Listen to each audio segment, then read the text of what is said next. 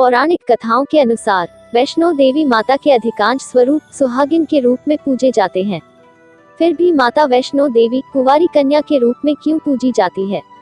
त्रिकुट पर्वत पर विराजने वाली माता वैष्णो देवी का धाम मां जगदम्बा का जागृत पीठ है। मां वैष्णो देवी के भक्त दुनिया भर से आते हैं और माता से मनोकामना पूर्ति का वरदान लेकर जाते हैं। मां वैष्णो देवी के मुख्य भवन पर पहुंचने से पहले एक अर्धकुंवारी गुफा भी आती है, जहां से भक्तों को रेंगकर पार करना होता है। कहा जाता है कि माता वैष्णो देवी के भक्तों के लिए यदि हर बार संभव न हो तो भी कम से कम एक बार तो अर्धकुंवारी गुफा को पार जरूर कर लेना चाहिए। उमावती माता और कुछ अन्य माता के स्वरूप को छोड़ दे तो मां जगदम्बा ज्यादातर जगह सुहागिन रूप में ही पूजी जाती है। माता वैष्णो देवी के मंदिर में सिंदूर चढ़ता है, सुहाग का आशीर्वाद भी मिलता है, परंतु माता कुंवारी रूप में है। इसके पीछे एक पौराणिक कथा है जो इस प्रकार से है। दक्षिण भारत के रामेश्वरम में समुद्र तट पर एक गांव था। उस गांव में रत्नाकर पंडित रहता था। पंडित रत्नाकर शिवजी और मां आदि शक्ति के बड़े भक्त थे। उस गांव में पंडित रत्नाकर का मान सम्मान तो बहुत था, पर उनके कोई संतान नहीं थी। पंडित रत्नाकर की पत्नी हमेशा मां आदिशक्ति से संतान की मन्नत मांगती रहती थी। उन्होंने लगातार कई वर्षों तक मां की पूजा अर्चना की। कई सालों से संतानहीन पंडित रत्नाकर की पत्नी की प्रार्थना एक दिन मां ने सुन ली। वह गर्भवती हुई तो एक रात पंडित रत्नाकर के सपने में एक बालिका ने आकर कहा, मैं तुम्हारे घर आ रही हूँ, पर मेरी एक शर्त है, मैं जो कुछ करना चाहूँ तुम मुझे रोकोगे नहीं। पंडित रत्नाकर को यह आभास हो गया कि मां आदिशक्ति के सत रज और तम को दिखाने वाले तीन रूप मां सरस्वती, मां लक्ष्मी और मां दुर्गा ने मिलकर ही इस कन्या का रूप लिया है। समय आया और माता की कृपा से इन दिव्य कन्या का जन्म हुआ। पंडित रत्नाकर को यह भी पता चल गया था कि यह कन्या मां आदिशक्ति ने धर्म की रक्षा के लिए ही प्रकट की है। पंडित रत्नाकर उसी भाव से कन्या का लालन पालन करने लगे। तीनों महाशक्तियों के मिलन के उस स्वरूप को उन्होंने त्रिकुटा नाम दिया। त्रिकुटा का स्वभाव जन्म से ही अनोखा था। बचपन से ही वह पूजा पाठ और धार्मिक कार्यक्रमों को देखकर प्रसन्न होती थी। त्रिकुटा को यह पता चल गया था कि भगवान विष्णु ने भगवान श्री राम के रूप में धरती पर अवतार ले लिया है। त्रिकुटा ने यह संकल्प ले लिया कि वह भगवान श्री राम से ही विवाह करेगी, अन्यथा आजीवन कुंवारी ही रहेगी। त्रिकुटा ने अपने पिता से कहा कि वह रामेश्वरम के तट पर रहकर तपस्या करना चाहती है। शर्त के मुताबिक पंडित रत्नाकर ने उसे नहीं रोका। 10 वर्ष की उम्र से ही त्रिकुटा समुद्र तट पर एक कुटिया बनाकर रहने लगी। वह भगवान श्री राम को पति मानकर उनको पाने के लिए कठोर तपस्या करने लगी। इसी तरह घोर तपस्या करते त्रिकुटा को बहुत वर्ष बीत गए।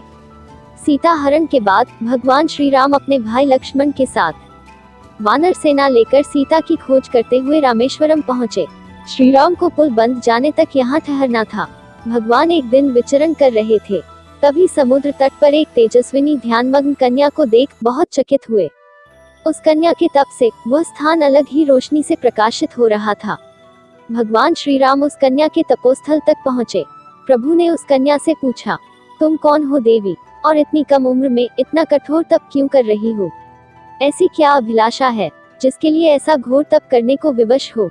उस कन्या ने भगवान को नम्रता पूर्वक प्रणाम करके अपना परिचय पंडित रत्नाकर की पुत्री त्रिकुटा के रूप में दिया। फिर अपनी प्रतिज्ञा बताई। त्रिकुटा जान गई थी कि उनके सामने साक्षात भगवान श्री राम ही खड़े हैं, इसलिए उन्होंने निवेदन किया कि आप मुझे पत्नी के रूप में स्वीकार कर ले। इस पर भगवान श्री राम ने कहा, यह संभव नहीं है, मैं एक ही पत्नी के संकल्प से बंधा हुआ हूँ। अपनी पत्नी के अपहरणकर्ता को दंड देने के लिए यहाँ तक सेना सहित आया हूँ। त्रिकुटा को यह सुनकर बड़ा दुख हुआ। त्रिकुटा ने अपने कठोर तप का वास्ता दिया और भगवान से विवाह करने की पुनः याचना की। त्रिकुटा ने कहा, प्रभु क्या मेरा यह तप व्यर्थ गया? मेरे तप में क्या वह शक्ति नहीं है कि आपको प्राप्त कर सकूं? मेरा तप अभी कम है, तो मैं इसे और कठोर करूंगी और तब तक जारी रखूंगी जब तक मेरी अभिलाषा पूरी नहीं हो जाती। भगवान राम ने कहा, जब मैं सीता का पता लगा कर लौटूंगा तब तुम्हारे पास आऊंगा। यदि तुम मुझे पहचान लोगी तो मैं तुम्हारी इस बात पर सही निर्णय करूंगा। त्रिकुटा को इस बात से बड़ी प्रसन्नता हुई कि उनका तप सफल है। भगवान ने उन्हें वरण का एक आश्वासन दिया है। अब उन्हें अपने स्वामी की परीक्षा में सफल होना है। इस प्रसन्नता के भाव से भरकर त्रिकुटा का उत्साह और बढ़ गया। त्रिकुटा ने और कठोर तपस्या करना शुरू किया। उनके तप का प्रभाव ऐसा था कि उनकी कुटिया के आसपास का पूरा क्षेत्र एक अलग ही प्रकाश से प्रकाशमान होता था। भगवान श्री राम ने रावण का वध किया और विभीषण को लंका का राजा बनाकर अपनी पत्नी, भाई और समस्त सेना के साथ वह अपनी अयोध्या नगरी लौटने की तैयारी करने लगे।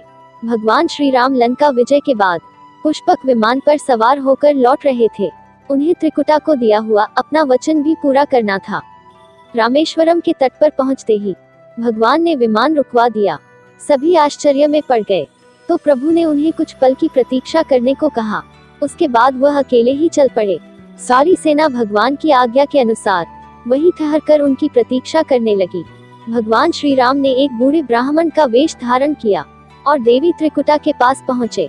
प्रभु उनके पास थोड़ी देर रुके, पर त्रिकुटा उन्हें पहचान ना सकी। तब भगवान श्री राम अपने असली रूप में आ गए। उन्होंने त्रिकुटा से कहा, देवी, मैं आपको दिए वचन के अनुसार आपके पास आया था, परंतु आप इस परीक्षा में सफल नहीं हुई। वैसे भी इस जन्म में सीता से विवाह कर मैंने एक पत्नी व्रत का प्रण लिया है, इसलिए तुम्हारे साथ विवाह तो असंभव ही था। देवी त्रिकुटा कुछ निराश हो गई। भगवान ने उनकी मनोस्थिति समझ ली और मधुर वचन में बोले, आपको निराश होने की आवश्यकता नहीं है। तुम्हारा यह संकल्प मैं पूरा करूंगा, लेकिन इस युग में तो मैं एक ही पत्नी व्रतधारी होने के कारण विवश हूँ। लेकिन कलयुग में मैं जब कल्कि के रूप में अवतार लूंगा, तब मैं तुम्हें अपनी पत्नी के रूप में अवश्य स्वीकार करूंगा। तब तक तुम हिमालय स्थित त्रिकूट पर्वत पर जाकर तप करो और मेरे अवतार की प्रतीक्षा करो। भगवान श्री राम ने त्रिकुटा को वरदान देते हुए कहा, तुम भक्तों के कष्ट और दुखों का नाश करते हुए इस संसार का कल्याण करती रहो। श्री विष्णु का अंश होने, उनके कुल में अवतार होने तथा विष्णु पूजन होने के नाते सारा संसार तुम्हें माता वैष्णो देवी के रूप में पूजेगा। कलयुग में तुम्हारे लिए कुछ भी अदेय नहीं होगा। जो भी भक्त भक्तिभाव से तुम्हारी पूजा अर्चना करेगा, उन्हें तुम सर्वस्व प्रदान करोगी। भगवान श्री राम यह वरदान देकर चले गए। त्रिकुटा श्री राम से मिले इस वचन से अत्यंत प्रसन्न थी। उन्होंने प्रभु के आदेशानुसार संसार के कल्याण का संकल्प लिया। त्रिकुटा उत्तरी भारत के माणिक पर्वत श्रृंखला की 3 पहाड़ों वाले त्रिकुट पर्वत पर तप के लिए आ गई। वहीं पर माता वैष्णो देवी के नाम से विराजमान है। भगवान श्री राम का वरदान होने के कारण वैष्णो देवी भक्तों की सभी मनोकामनाएं पूरी करती है, इसीलिए माता का स्वरूप कुंवारी का है। त्रिकुटा भगवान श्री हरि के कल्कि अवतार की प्रतीक्षा कर रही है। दोस्तों, आपको यह कथा कैसी लगी?